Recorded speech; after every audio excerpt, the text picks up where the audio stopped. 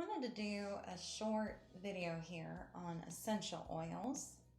My husband and I were talking and he said you should do just a little video to let people know that they can actually get essential oils for a reasonable price.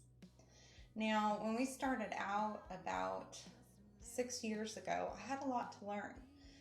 I tried several different kinds of essential oils, from the most expensive to ones that were a good deal price-wise.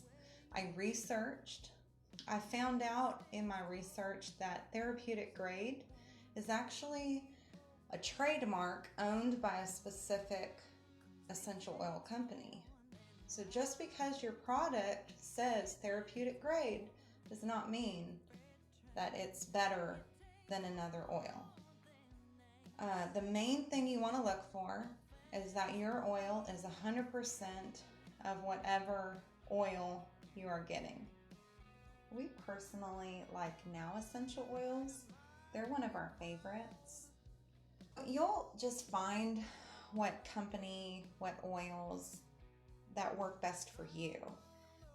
If you can afford $100 for a little bottle, then great, that's awesome.